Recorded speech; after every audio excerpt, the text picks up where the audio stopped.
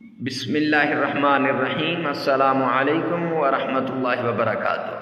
آئیے سب سے پہلے پیارے پیغمبر جناب محمد مصطفیٰ صلی اللہ علیہ وسلم کی شان میں درود پاک پڑھتے ہیں۔ اللہم صلی علی محمد وعلی آل محمد کما صلیت علی ابراہیم وعلی آل ابراہیم انک حمید مجید۔ اللہم بارک علی محمد وعلی آل محمد کما بارکت علی ابراہیم وعلی آل ابراہیم انک حمید مجید۔ درود پاک پڑھنے کے بعد آج جو وظیفہ لے کر حاضر ہوا ہوں، یہ وظیفہ انتہائی مجرب آزمودہ وظیفہ ہے، اور یہ قرآن پاک کی ایک چھوٹی سی صورت ہے۔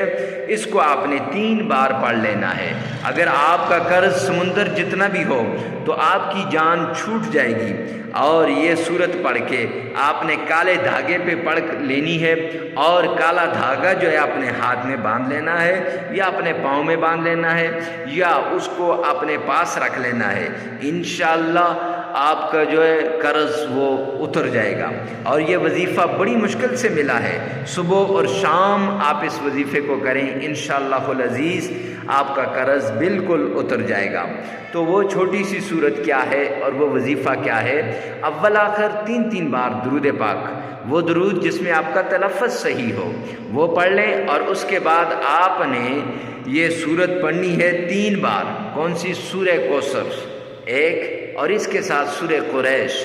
سورہ قریش وہ صورت ہے کہ ایسی پریشانی جو آپ کا پیچھا نہیں چھوڑ رہی، آپ پریشانیوں میں گرے ہوئے ہیں، یا آپ کی پریشانی اتنی بڑھ چکی ہے کہ آپ تنگ آ چکے ہیں اس پریشانی سے، تو میرے بھائیو سورہ قریش کو 3 بار پڑھیں، اول آخر 3 بار درود پاک پڑھ کر، تو انشاءاللہ وہ پریشانی دور ہو جائے گی۔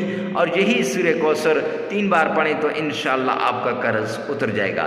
اگر دونوں کو آپ نے پہلے 3 بار درود پاک پڑھ کر، پھر 3 مرتبہ سورہ کوثر، 3 مرتبہ سورہ قریش، پھر 3 مرتبہ درود پاک پڑھا، تو انشاءاللہ پریشانیاں ساری کی ساری پریشانیاں دور ہو جائیں گی، انشاءاللہ آپ کے حالات تبدیل ہو جائیں گے۔